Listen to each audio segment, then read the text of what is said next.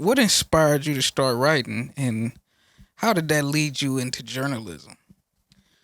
All right, so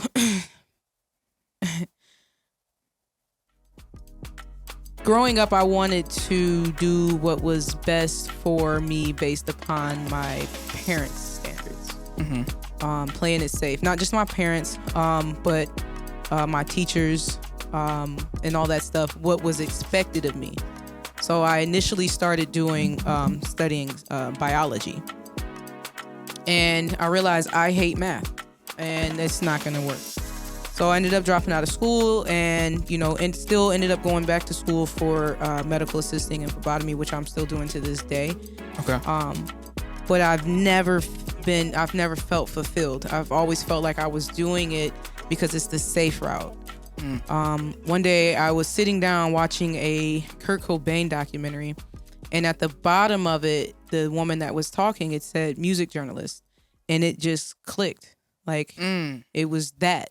I literally got on my phone and signed up for school. Went to Tri-C, started studying art, and it just happened. And what's crazy is that all through high school, my English teachers would be like, you should consider being a writer. I'm like, no, I'm going to be a scientist, but I just...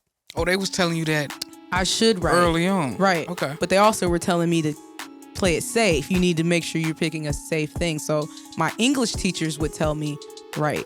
My other teachers will be like, it's a hard thing to get into with writing, so maybe you should, So I tried to go the safe route, studying biology and doing those other things because I thought I liked science. But once I seen that, once that title came up, I just didn't know what it was. I'm like, I love music, and I just didn't know really how to go about it with how do you do this until I seen that title. So I signed up for school. The juke joint came about because I thought I was like, I'm gonna work for Complex or something like that. No pun intended. He like, what? I'm gonna work for Complex or Double XL, and I was like, yeah, I'm gonna do that. But then I realized I'm still gonna be working for somebody else. And then I had like this. I used to. My brother's a musician. My cousin, my whole family is full of musicians, and I never found that, like, I can sing too, but I never wanted to pursue that.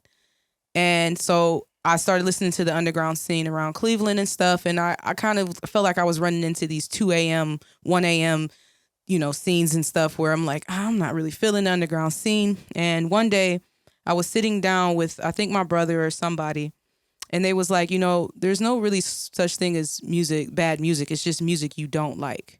And I was like, now I can write. Because it was like, before it was like, I didn't want it to be so biased and everything be my opinion, which is still, in a sense it is. But I had the understanding that just because I don't like it doesn't mean somebody else won't as well. So I'll still write about it and find a different way to talk about it than just based on something that I may like, may or may not like. So that's when the juke joint came about, and I've been doing it for 4 years now, and just really trying to keep that in my mind. And also the other great saying that I really like is, what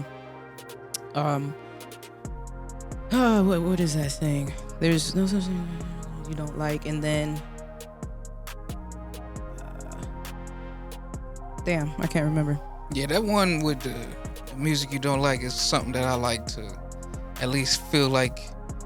Hearing you articulate that makes me realize, like, why I push the way I push. Because being basically a sound engineer, you can't be biased. You can't. You gotta play. You gotta make the music. You gotta record it. You might not like it, right?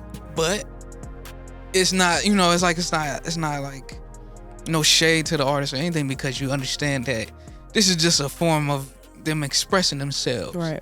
And I can't disrespect that. Right, exactly. You know what I'm saying? That's disrespecting like who they are as a person, because this is how they expressing themselves. This is how they want to validate themselves to the world. Who am I to, take that from them or be like judgmental about it? It's like, hey, you might not, I just don't like it. Or somebody say, well, I don't like it, but it's like somebody will though. Right.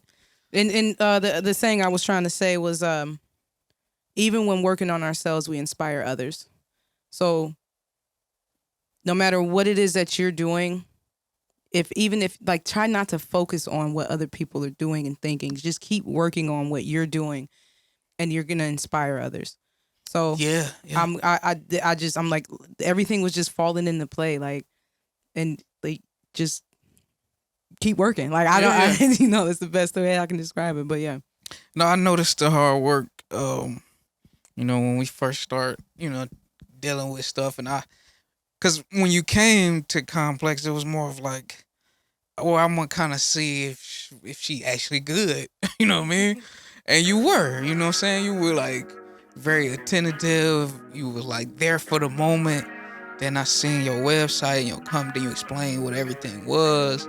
So I'm just like, oh yeah, like she put in that work. Thank you, I appreciate that. I'm trying to expand as well, getting more writers in. I started out with a few writers, but you gotta, ups and downs of it all. Yeah, so we're gonna bring some new writers in eventually, some more writers, so it's not so just because some people are like, oh, it's a blog. That pisses me off, by the way. It's not a blog, it's a magazine. So I'm not a blogger. Yeah. I am a journalist. There's a difference. But well, I guess there's only one more question. And what does expression mean to you? What does expression mean to me? Expression means the freedom of expressing yourself. It's who we are. It's what makes us us. And creating that space to deliver whatever it is that you're trying to do is super important. So I think expression is just you, who you are. I like that. Well, thank you. That concludes my questions for you. Well, thank you. I appreciate you for having me on here. Definitely. And we, like I said, we're going to definitely like put this out before the end of the month and kind of just showcase you. And there's another visual artist named Suhaila. You did tell me about her, yeah. Yeah, so like I'm gonna just highlight you guys and just show the dedication behind what it takes, to be in your craft, and like some of the nuances that you guys deal with, just trying to shed some light on that a little bit, Yeah. So, well, thank you. I appreciate you for shining light on Women's Month. Yeah, like it's a real big deal. I think it's great to talk about the greatness of women, men too. It's a balance. You know what I mean? But it ain't about us. It ain't. So it ain't. Y'all got every day. Yeah. For sure. Well, yeah, we're gonna get out of here. This is Power Hour with Pure Power Music. We sat with Jewels of the Juke Joint. It's the Juke Joint, right? The Juke Joint. The Juke Joint. You call it Juke Joint. Yeah. Oh, I forgot to tell you about why I got that name. Yeah, real quick. Yeah, I didn't even mention that part. I got all wrapped up. Real quick. The Juke Joint. It's a play on a place where people. Okay, back in the day, Black folks had a way of escaping, and it was called the Juke Joint. They would go back into these places that's deep in the woods, and they could be free and express themselves out there. They could dance, smoke weed, drink alcohol, have sex, and most importantly, play music. And they felt free and safe there. And so that's what the Juke Joint is about. A place for you to feel safe and free to express yourself in what you do, especially the underground. The famous is already doing what they do. But like I said, there's no such thing as bad music, only music you don't like. So this is that place for you to come and hang out at the Juke Joint. Thanks. There you have it. Jewels Alexandria. Thank you. Thanks.